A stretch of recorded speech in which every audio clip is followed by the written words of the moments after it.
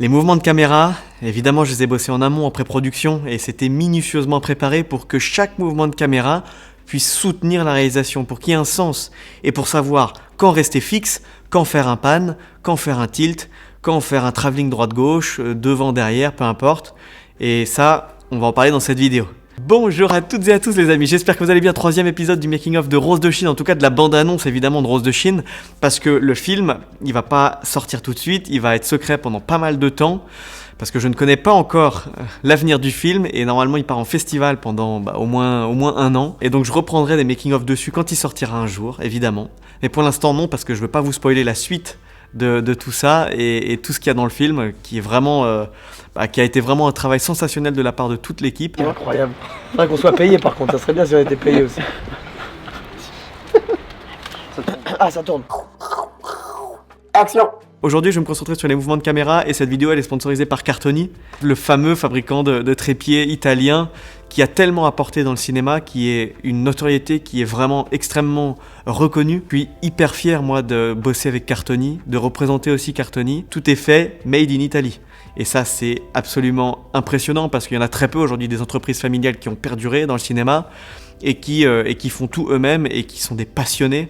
Et si vous n'avez pas vu, je vous invite à voir cette vidéo. Mais sinon, aujourd'hui, je vais vous faire un lien entre la différence des repérages, des storyboards et comment ça se passe réellement sur le tournage. Et voilà, elle se retourne sur Mathieu et on change de focus, tu passes sur Mathieu.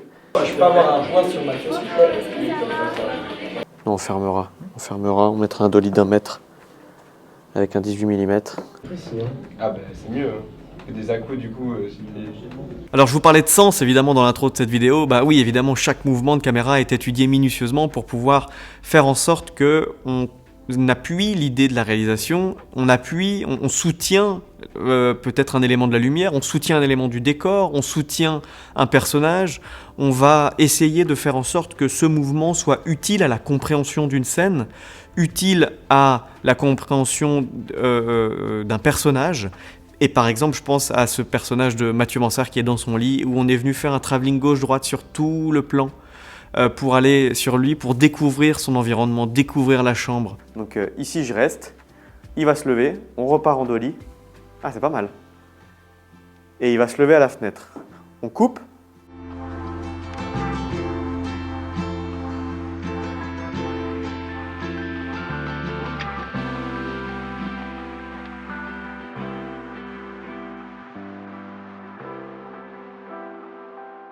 On voit une peinture du Christ sur le mur qui nous indique pas mal de choses. On voit un berceau qui nous donne des informations aussi. On a une chaise avec une robe dessus qui n'a toujours pas été rangée. Et on arrive sur lui qui est couché dans son lit, qui est déprimé, qui est toujours dans son deuil pour la petite histoire et qui n'arrive pas à sortir de son deuil. Et donc ce travelling gauche-droite, il a été évidemment bossé en amont pour pouvoir faire en sorte que ça puisse indiquer à l'audience énormément d'informations. Non, il y a beaucoup de moments où j'ai voulu rester fixe du coup, évidemment. Et les plans fixes, c'est utile, c'est important de savoir quand est-ce que vous devez être fixe et quand est-ce que vous devez avoir du mouvement.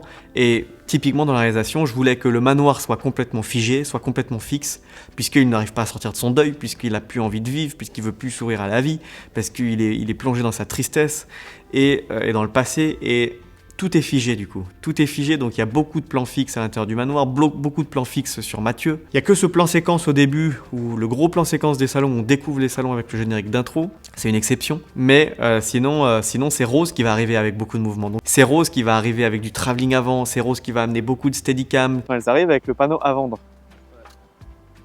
C'était juste, c'est celui avant, voilà. Et action! Ah, je préfère le faire maintenant.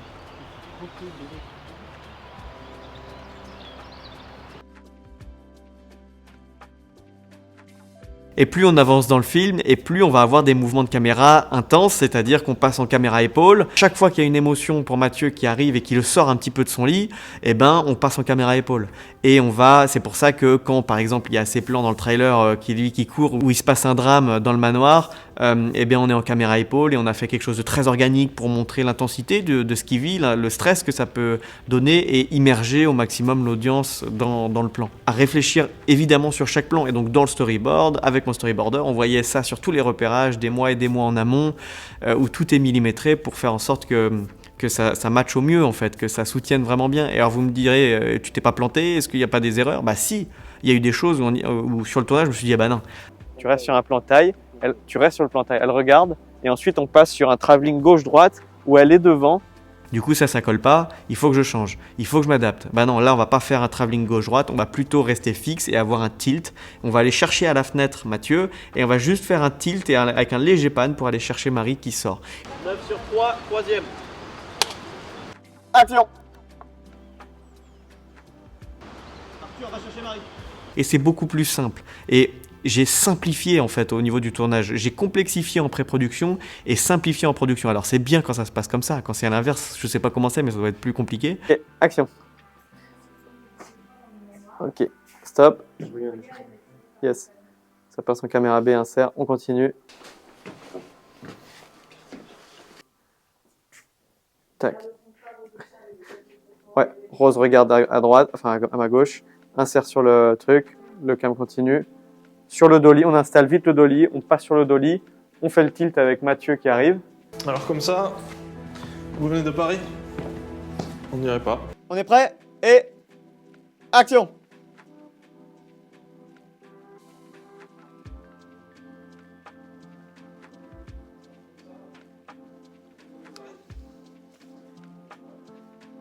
C'était vraiment agréable parce qu'on gagnait du temps sur le planning de tournage. Enzo, on a combien de temps? Là, on est en retard de 30 minutes déjà. Oh non! Si, bah, si. Parce qu'on a fusionné des plans les uns avec les autres, on a simplifié des mouvements. Ok, Titouan, ça y est, je l'ai. Titouan? Et tous ces beaux mouvements, évidemment, ils ont été réalisés avec un Focus 12 de chez Cartoni et un Focus 22. Le Focus 12 pour la caméra B, la Komodo X, et le Focus 22 pour la Raptor.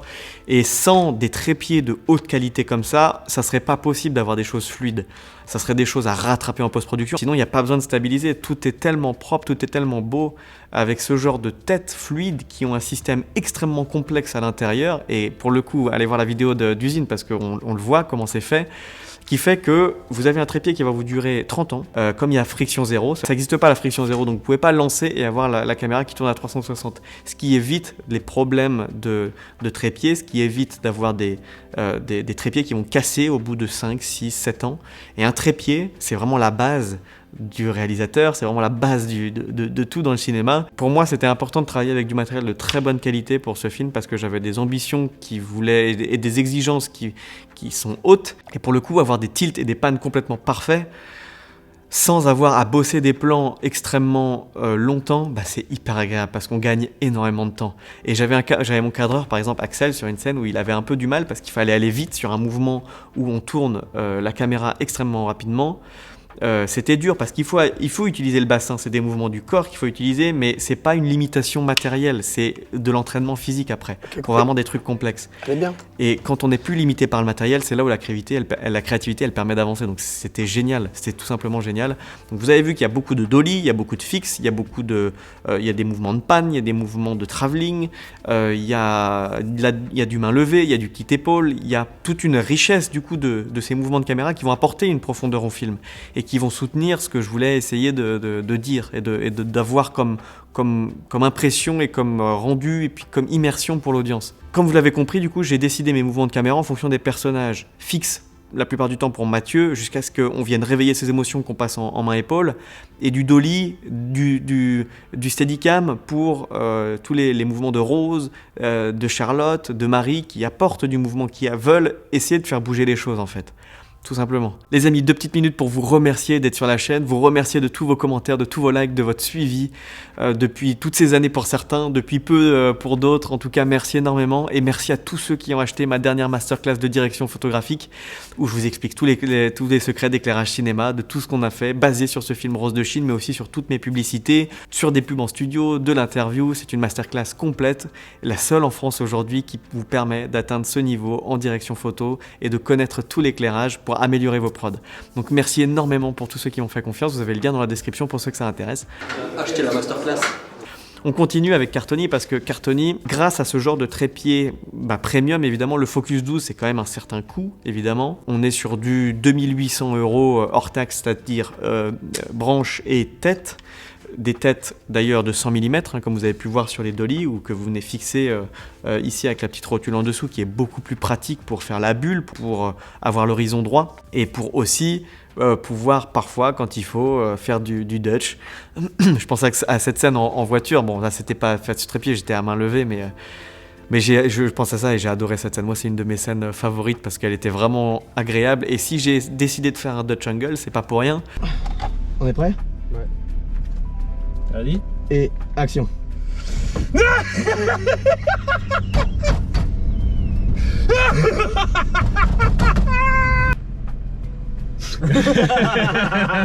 La fin est incroyable. C'est bien ou pas? Allez, on la garde celle-là.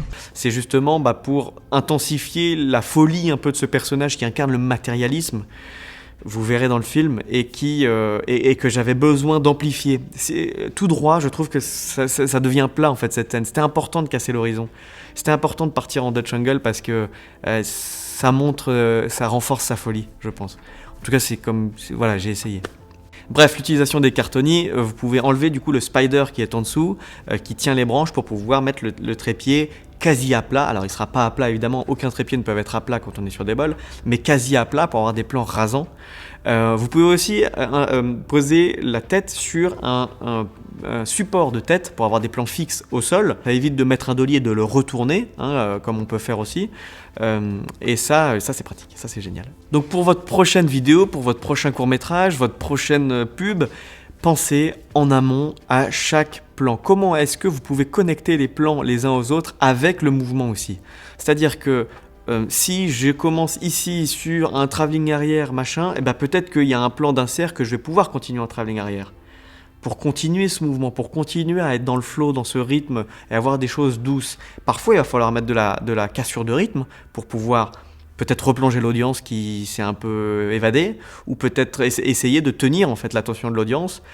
La gestion du rythme, c'est hyper important, et la gestion du rythme se fait par les mouvements de caméra.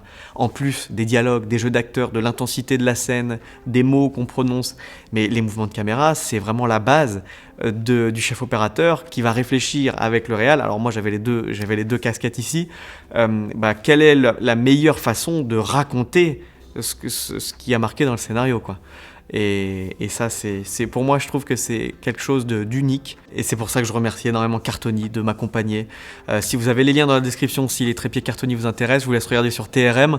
N'hésitez pas à me poser des questions si vous en avez évidemment sur ces trépieds, parce que c'est un coût, je sais, et quand on investit dans un trépied. Mais pour vous dire deux mots sur la gamme Focus, c'est leur gamme principale, la gamme Focus, du Focus 8 à Focus 22. 8, 12, 18, 22, c'est le nombre de kilos qu'ils supportent. Le 8, 12 et 22... qui sont faites pour les vidéastes, pour les cinéastes, pour le cinéma, qui sont beaucoup plus adaptés parce qu'ils prennent en fait de 0 à 8, de 0 à 12 ou de 0 à 22 kg.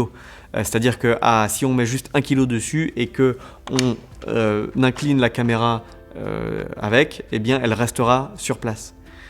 Et ça c'est génial, avec le système d'équilibrage évidemment, d'équilibrage de caméra. Vous savez que sur un trépied on doit équilibrer évidemment la caméra par rapport au centre de gravité, mais alors que le Focus 18 prend de 4 à 18 kg, ce qui fait que vous devez déjà avoir 4 kg minimum. C'est vraiment fait pour le broadcast avec leur grosse caméra, c'est toujours le même setup, il n'y a rien à bouger, tac, ils posent. Alors que parfois on a des setups de 3 kg, de 2 kg, ça dépend, donc ouais. En tout cas, merci d'être resté jusqu'au bout si vous suivez cette vidéo, j'espère que ça vous a plu, n'hésitez pas à me le dire en commentaire si c'est le cas, et puis sinon je vous retrouve semaine prochaine pour de la direction photo. On voit comment est-ce que j'ai éclairé certains plans du film, j'espère que ça va vous plaire les amis. En tout cas, prenez soin de vous d'ici là, je vous aime très fort, bye bye, 再见